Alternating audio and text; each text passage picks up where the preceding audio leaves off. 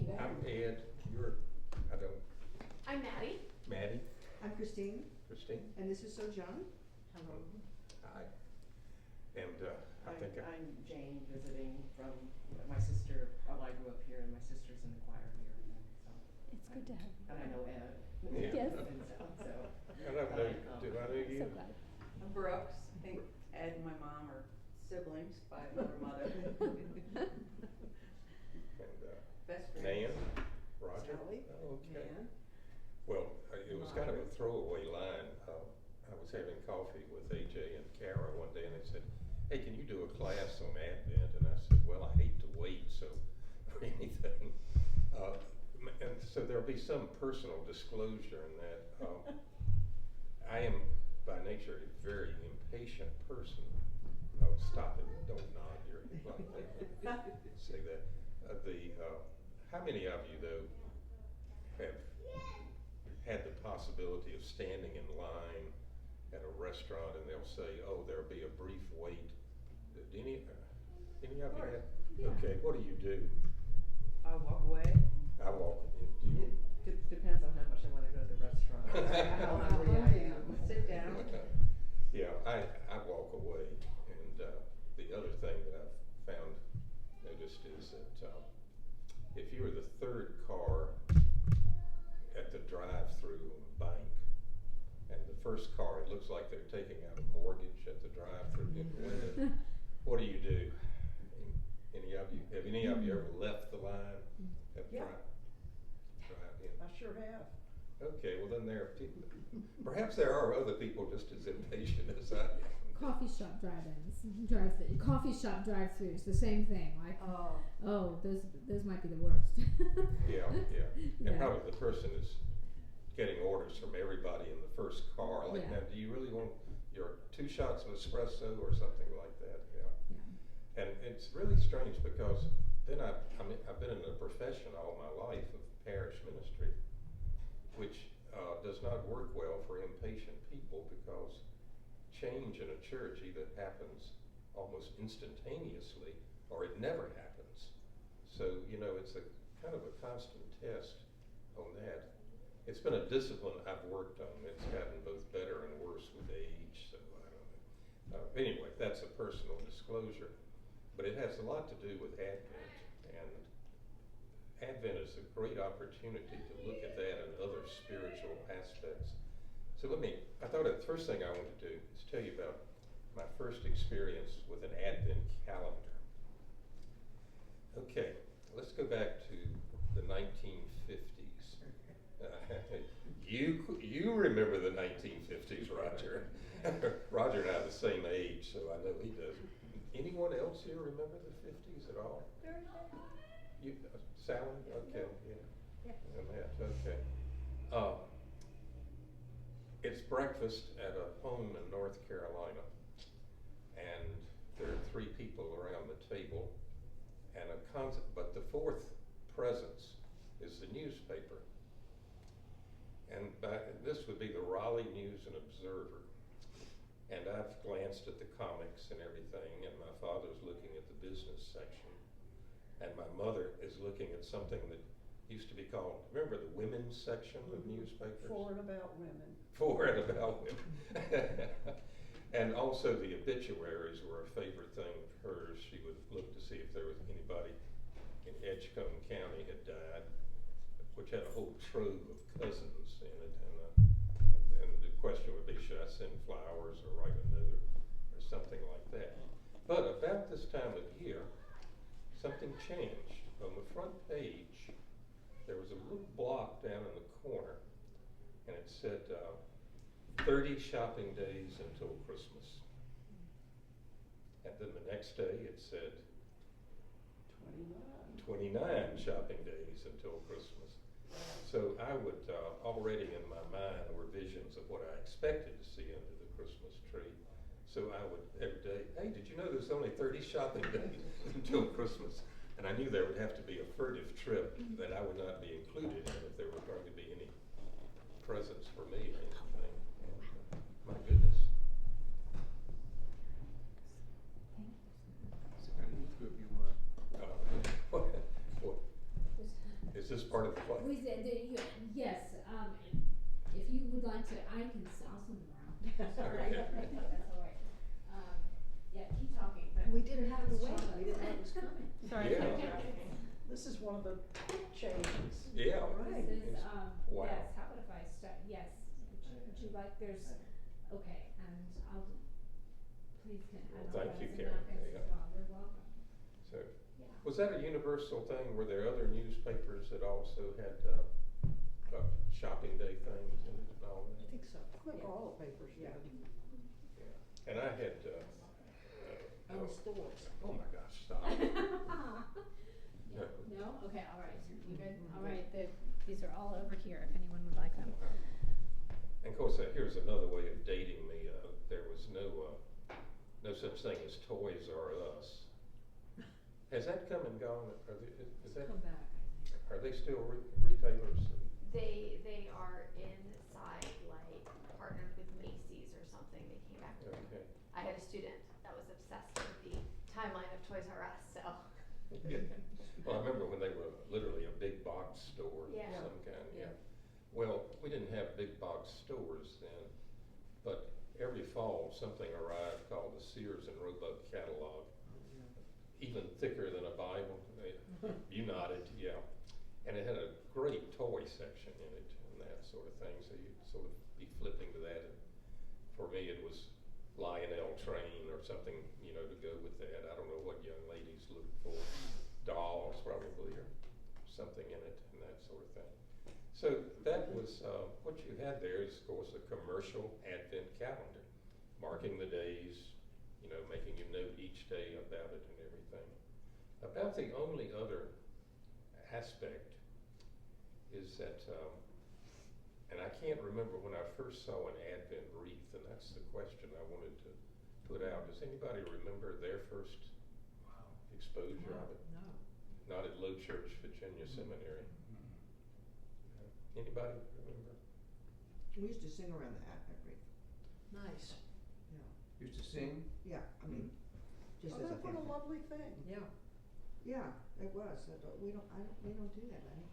Was it put on the table or Yeah. at home? Yeah. I remember when they sort of began to appear in churches, but when I was ordained, it was not a universal by any means. You simply did not. Later, a memorial would be suggested, and suddenly a great brass wreath would appear, that sort of thing. Right. And then you began to notice in stores, you could buy a little Advent set of candles or something in November. And of course, it got to be very, one of the funnier days of my life was somebody gave an Advent wreath to First Baptist Church in Martinsville, Virginia, which was around the corner from the Episcopalians, about 6 times the size, and they didn't want it. And the minister called me up and said, "I guess you've heard that we've got an Advent wreath." And I said, "Well, yeah, that sounds like a very nice one, Jim, I'm sure." "Yeah, but the candles that came with it, one of them is pink." Now, and you're the only person I know to call and find out what I do with the pink candle, so I will not go into what I told him, but. Did you make some up? Did you mislead him that? Did I know? Oh, would I do that? Never. But I understand there that it's become part of the folklore of the church over there now, that the pink candle. If you go to and incidentally, if you go to the Oxford Dictionary of the Christian Church, I know we have one in the library here, and look up Advent wreath, it will say the origin of the pink candle is obscure. So much for it being the third Sunday or whatever. You were safe. Yeah, I was safe. Well, I told him something else, but anyway. And the other thing that was very interesting to me when it came out was that Advent started with everybody reused their Lenten hangings. The calendar said the color is purple, and for some reason the purple hangings that churches have for Lent, I guess you could find a luscious purple. I was trying to think this morning. Can it be? But there was something about them. They were always very faded and dingy. It was the least appealing type of purple that you could find, and so that kind of set in people's minds that Advent then is about penitence, like Lent. But and that makes you even more, we're living in a parallel universe where the secular calendar says you only got 20 more shopping days until Christmas, and the church is using hangings that sort of give a sort of gloomy feeling to it and everything. And then there was the annual warfare between the liturgical police in the church and the altar guild or the flower committee, who just couldn't understand why you couldn't deck the church in poinsettias beginning on the 1st of December and everything. And that, so it was, if you want to read a really hilarious account of it, I didn't put it on my selected bibliography, but the Battle for Christmas is, it has a great deal about Williamsburg in it and how Williamsburg has shaped the way people, especially in Virginia, celebrate Christmas. For one thing, in the 1940s, apparently, as the hardware store in Williamsburg stocked their windows with boxes of plastic candles with electric bulbs, and I'm sure you've seen this sort of thing. They're showing up in flea markets now. They're like 3 candles, and the plastic shaft even had fake wax dripping on them and everything. And you could get them with red bulbs or green bulbs or white bulbs. So the question was put to, and everybody in Williamsburg wanted to buy, these great plastic candles and everything. So the question was put to the patron saint of Williamsburg. Anybody know who that was? The Reverend Dr. W.A.R. Goodwin, rector of Bruton Parish. Of course. And I just say, I think it would be a marvelous comic scene that a committee comes to him and says, we want to use green bulbs in our windows in Williamsburg, for Christmas. And It's colonial Christmas. the colonial Christmas. And so Dr. Goodwin thought long and hard about it, and he issued a papal edict and said it would be okay, but only white bulbs could be used. That was more in keeping with the colonial Christmas. And I remember one of my first times I was in Richmond for Christmas, every window has, a white candle in it. So the battle goes on. Who wins? Well, as a result, though, the church has greatly began to rethink Advent, slowly, surely. And the first person I wanted to mention is, I first became aware of her in, say, in the 1980s when we were organizing book discussions and that thing, is a writer, Madeline L'Engle. Anyone, did that ring a bell? Oh, yes. Perhaps best known for a child's book called A Wrinkle in Time. Let's see, anybody? Oh, yeah. Everybody's read it. Oh, wow, great. It, And the 4 books that follow.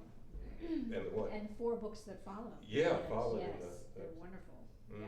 You've done them all? Yes, several times. Not long ago either. Well, all I can Yeah. remember is inflicting it on my children and saying, you need to read this and everything. But about that time, she also began to write some very thoughtful things called the Crosswick Journals, which reflected her home in Connecticut where she lived. But the first one that came out to me was that I enjoyed so much was The Irrational Season. And it's chapters on the Christian year, the calendar. And it begins, obviously enough, with a chapter on Advent. And I will always remember it's instead of the kind of liturgical, most books on liturgy that I read in seminary, the few that we read in Virginia, were tended to be sort of, historical, kind of dry. Madeline's writing was evocative, and the chapter on Advent, she wakes up at about 3 o'clock in the morning in her apartment on the Upper East Side of New York, and she's wide awake and looks at light coming through the window, and her husband, she can hear him breathing and lightly snoring away in sleep, and you have this sense of, that time when you actually hear a heartbeat, and looks out the window,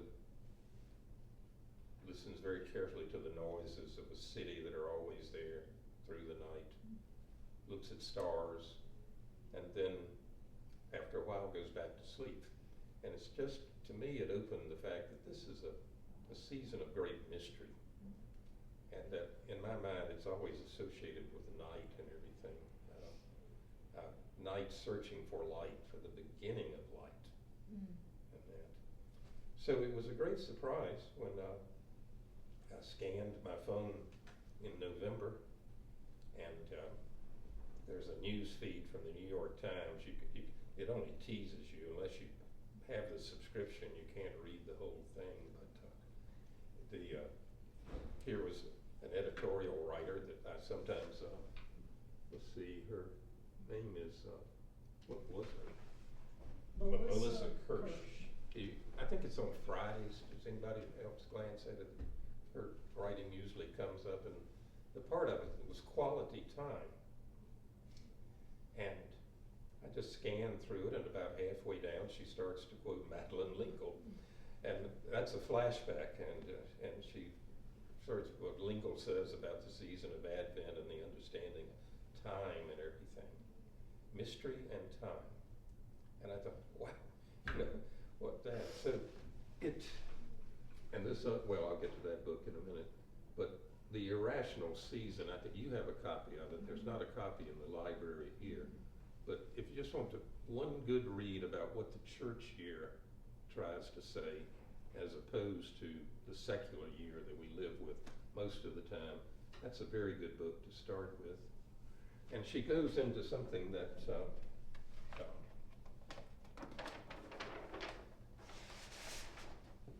let's see, there it is right there. And another disclaimer, I passed Greek. I had to if I wanted to be ordained. I'm sure Roger did very well, right? I sort of remember that class. It was all Greek. Huh? It's Greek. But everything. But there were two. The first thing we discovered was, let's see if I can even. There's a chair. Chronos is a Greek word for time, and this writer, the New York Times piece that I was seeing, does a beautiful thing of it, and that's a pretty easy one to understand because chronometer, chronology are words that come from chronos, and to me it summed up, I guess, all school. Again, I didn't enjoy school that much, lower school, but all schools usually had a clock about this big in the room, and that you could see, and the bell would ring. I'm convinced it ran slower than regular clocks, don't you think? I mean, did any of you have the feeling just sitting there, and it's about 1:30, 2 o'clock, Wednesday afternoon or Thursday, and you look up and you could swear it hasn't moved. I know it hasn't moved. That's Chronos time. That's what it's like.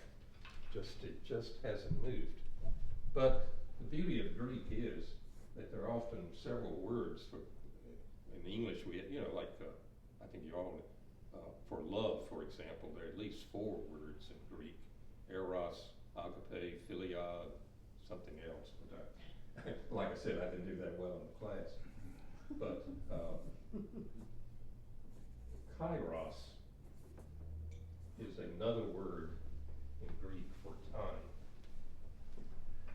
And I think the best example of it is in Matthew's Gospel. where it says, in the fullness of time, Jesus was born. Well, think about that it takes a whole sentence in English to translate one word in Greek, kairos.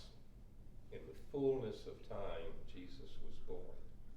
And so Madeline Kirsch in her editorial urged us to think, and she cites Madeline L'Engle on this, to think beyond chronos, think of kairos moments.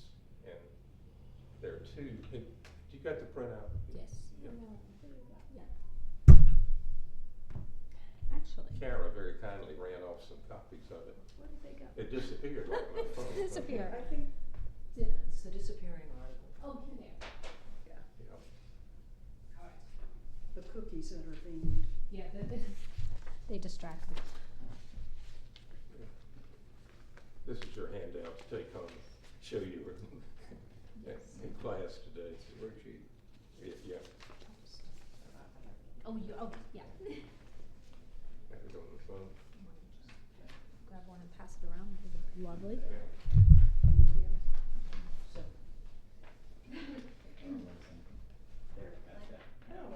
Should be. oh, thank you. Just enough, I think. Thank you so much. Yeah, can I have one?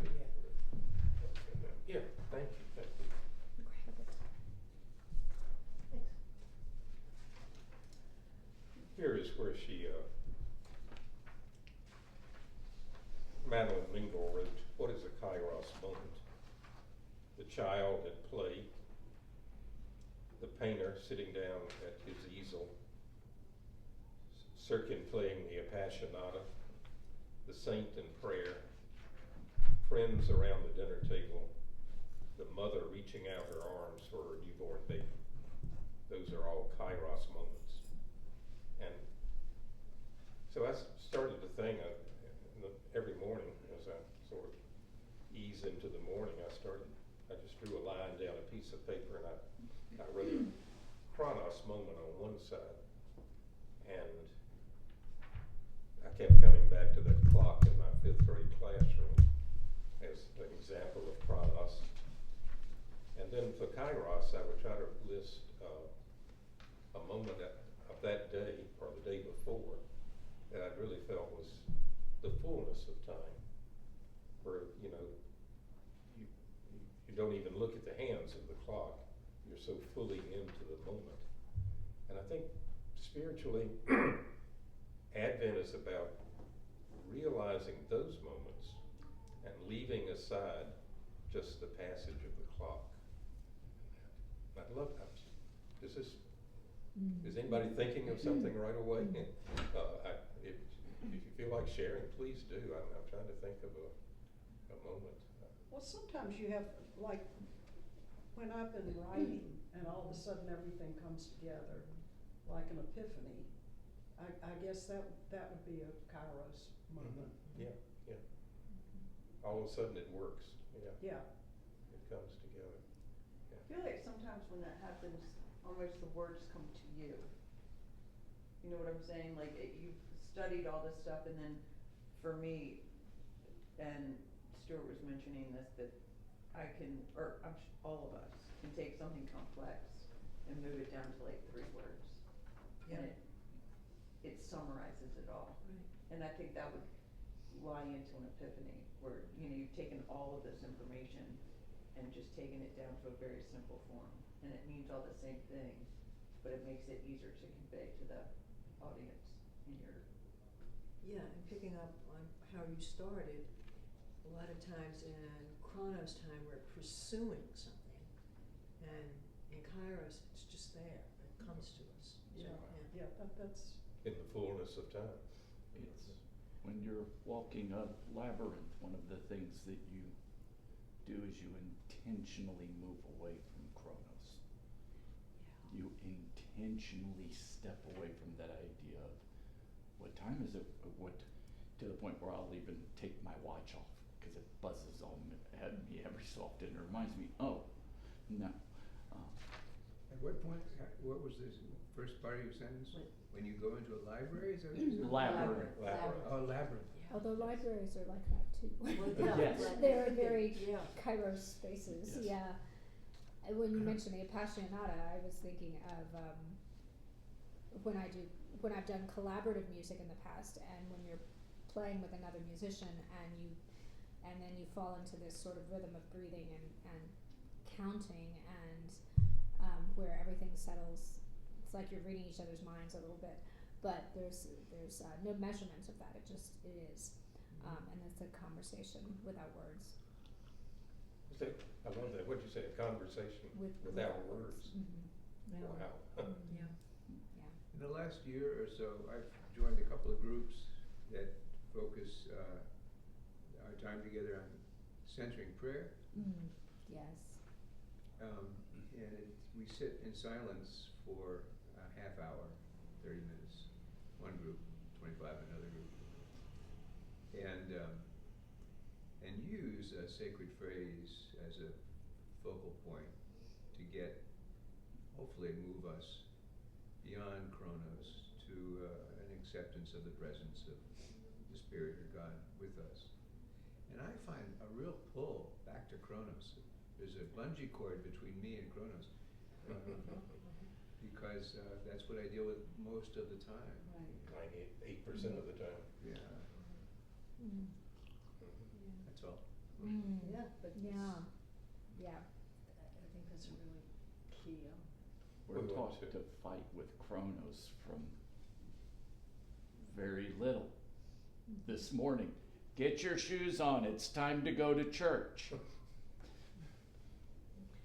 And now we're in church. Sit still. I just rush to get to church and get my 9-year-old to church, and now it's like, Yeah, getting mine off to church, I always felt that the devil was alive and well on Sunday mornings. This is Kairos time. Mhm. Yeah. We went to a concert last night of a very good pianist, and I always love that moment, and maybe you know what it's like when he's going to play an hour of music, sits down, and there's that moment, and I think, what's going through their mind right then? You know, it's, are you wondering if you forgot Sometimes something? it's terror, sometimes. Well, sometimes But though, it's- but when I've yeah, given a yeah. paper and it gets to rolling, all of a sudden I feel like it's almost like an out-of-body experience. Yeah. That you know it's rolling and You're ready. I don't know, that's the only way I know to describe it. Do you I think had a- Chronos is more structured and Kairos is more inspired? Oh, Yeah, yeah. and Right. Kairos is a source of inspiration. Yeah, And- one of the things that I always tell students is that Kairos kind of thing only comes when you've prepared. Right. Mhm. Or you've- I had a music professor who would say to But- listen. But oh, maybe when yeah. God's involved, you don't have to. I'm not sure. Seems to me that Kairos is a very relational situation. You know, whether it's in relation to being in tune with the Spirit or with others, Yeah. whereas Chronos isn't. I think Chronos, you're busy with time, you're structured. And Kairos, you're immersed and you are with the Spirit. And that's where special things in your life, inspired things happen. I think as we age and mature, because so much of our life becomes Chronos oriented, that we do have to intentionally make space for Kairos. Whereas when we are younger and not as bound by Chronos, by our responsibilities, by what we have to do, and I gotta have time to do all this and this and this, I think Kairos is easier. And I think maybe that's one of those things we might lose as we mature, is that ability to easily slip into Kairos. Yeah.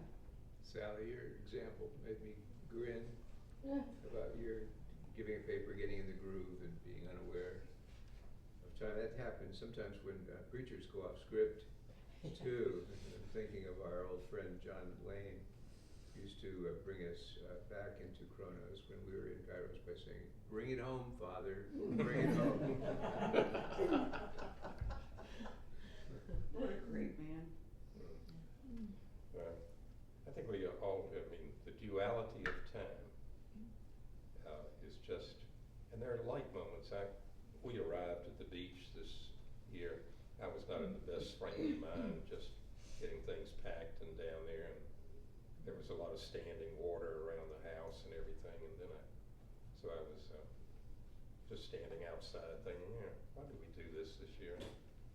And suddenly, down the street come 3 children of about, all about this size, and a dog. And each one has a shovel or a bucket or something, all the essential things of childhood that you take to the beach. And following them is a kind of a medium-sized French poodle who's got a red frisbee clamped in its mouth. And it's a 4th child, And the dog seems the happiest of all and stops occasionally and looks back at the mother like, "What's wrong with you? Why aren't you running along with us?" and everything. So I just stood there and watched them all pass, and suddenly I was in a kairos moment, and I felt better the rest of the time I was there, even though we had 2 bad storms. It was I just think about the total excitement and abandonment of all worries, and just what racing to the beach means to a child when they arrive. That was that. Yeah. So the third person that you had, or book that you had. Oh, Diana Butler Bass. Let me so go back it's to been her. it's been, maybe because I knew he was going to talk about this, but last week, listening to the radio in the studio, this woman, Diana Butler Bass, who I vaguely heard of, was being interviewed. She's written this new book, A Beautiful Year, and it's and she's talking about the liturgical calendar as being Kairos, and she talks about Madeline L'Engle, and about how L'Engle says it's not linear, and it cycles and it folds back on itself. It's malleable. Tells stories. Yeah. So we were like, this is in the air.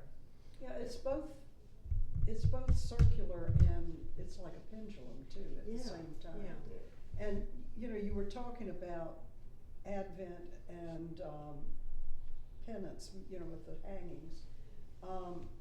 When I was working on my dissertation and realizing that the paintings reflected the readings for Advent, originally, a long time ago, I'm not sure when it switched, but Advent was 6 weeks, and it paired with Lent, and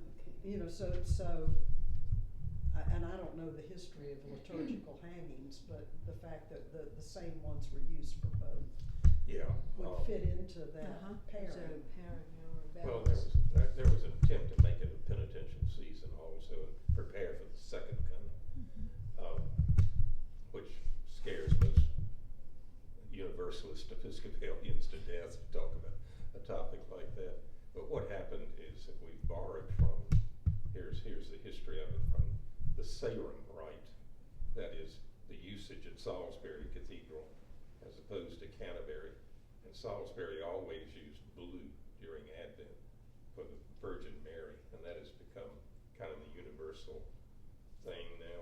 And I buy my candles at a shop owned and run by Mennonites, at the Dayton Farmers Market. And We just went to get them. yeah, and Zola, I can't remember. Yes, Zola. I find it very interesting, a Mennonite named Zola, but at any rate, Zola says, "Do you want purple or blue?" And and she very carefully knows to put one pink candle in and everything. So as I go out with my blue, I think something's happening even in the Mennonite world about Advent.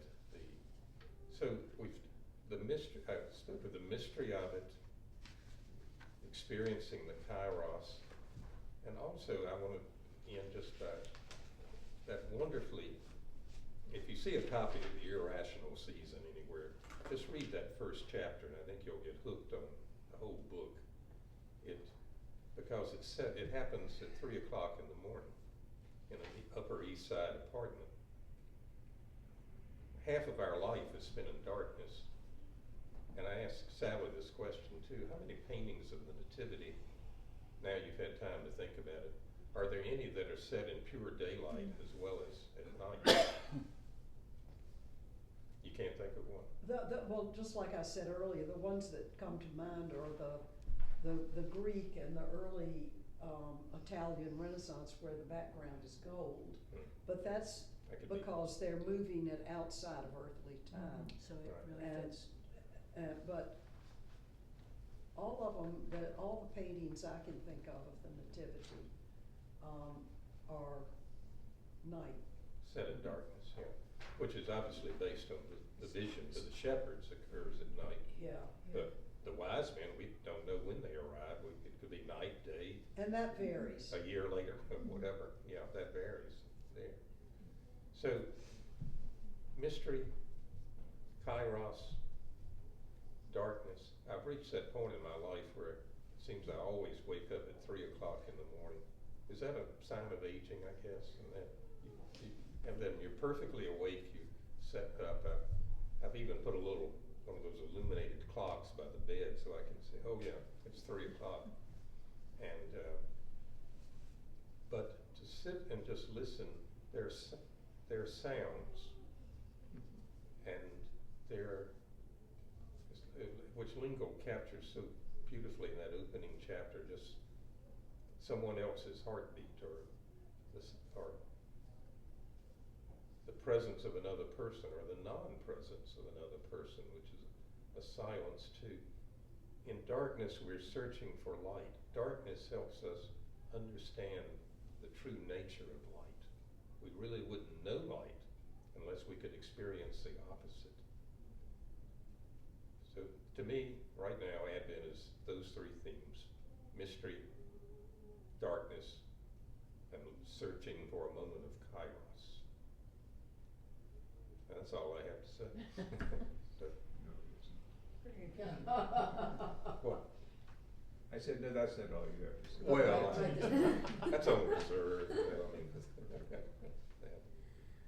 I love that image you used of the night searching for light. Was that a lingo, or was that where did that come from? That's beautiful. I might just have to quote it.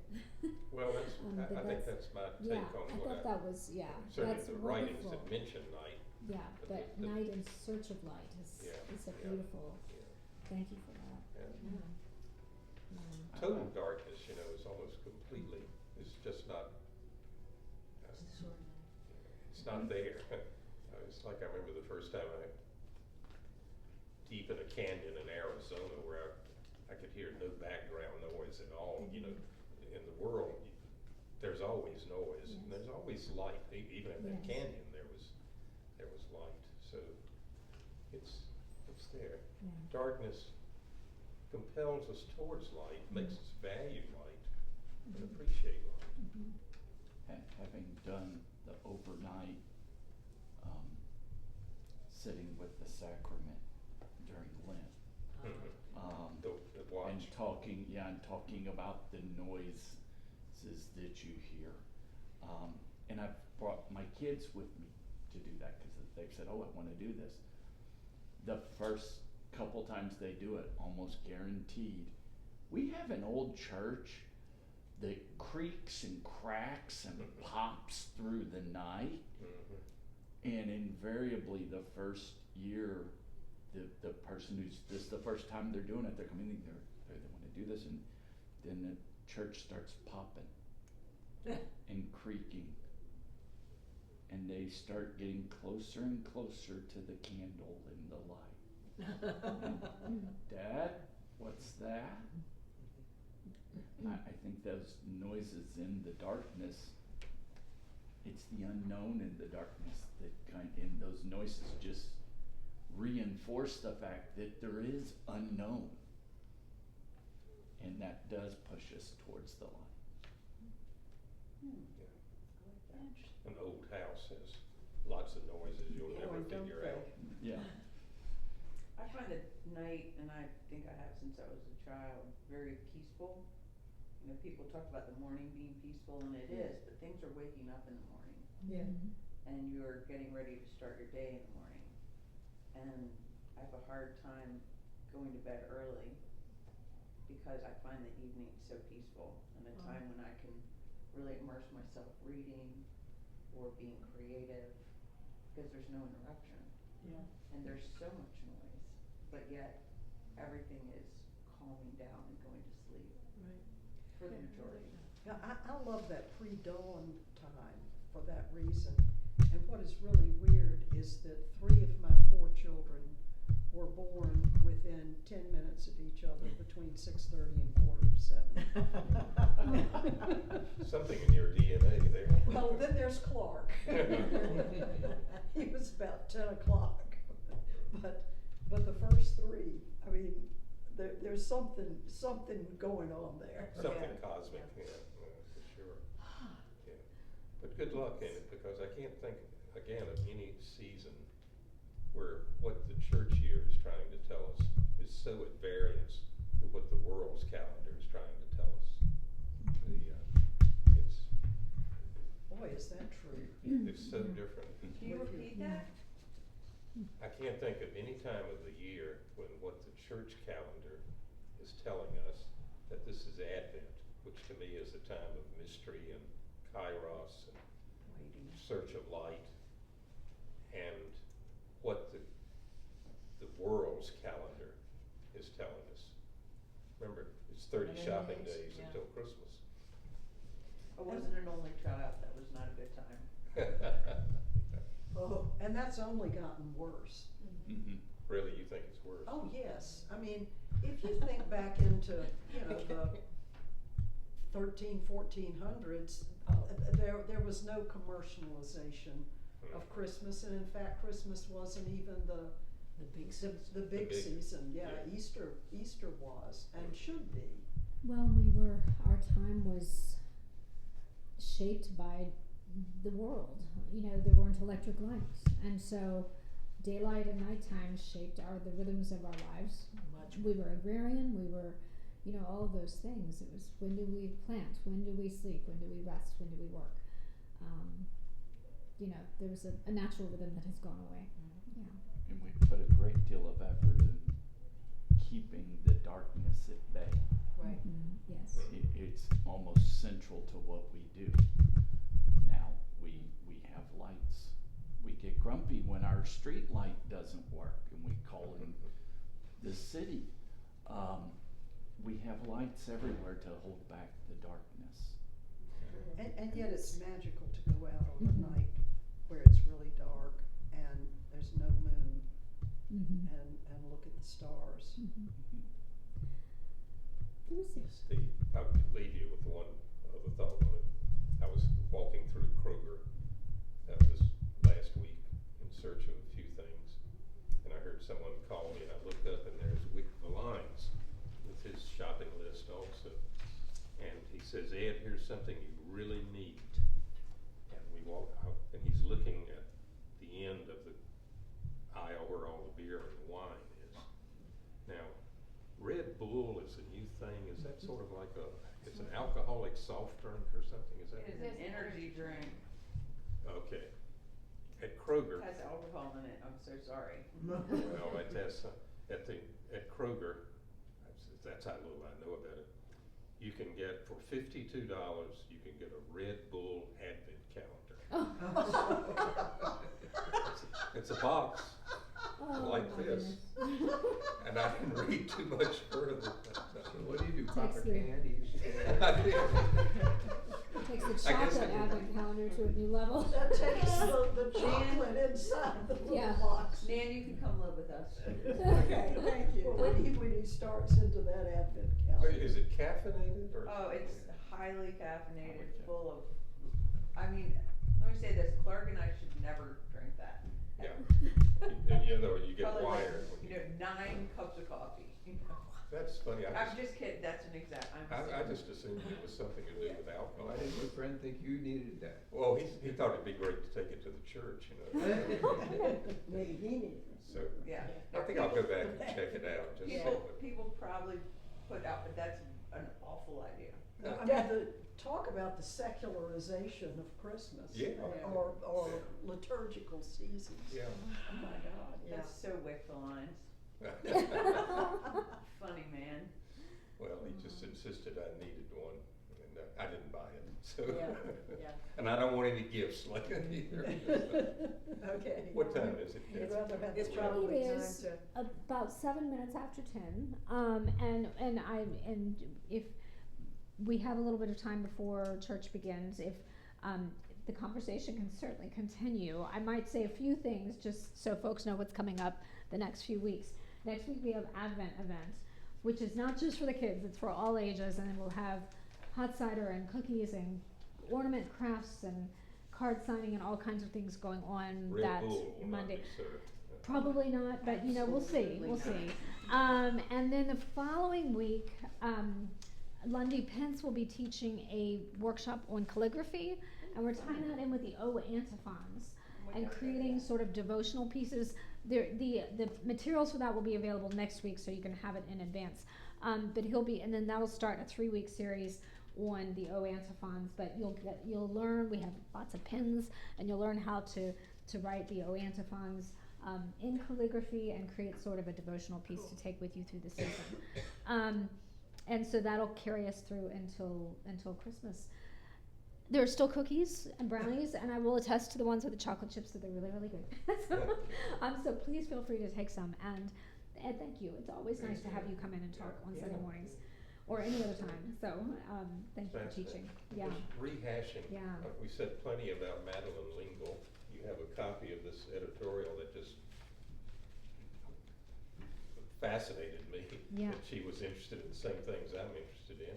And Diana Butler Bass has been at both Duke and Virginia Seminary. She's a very prolific writer, and I ordered a copy of this newest book this morning.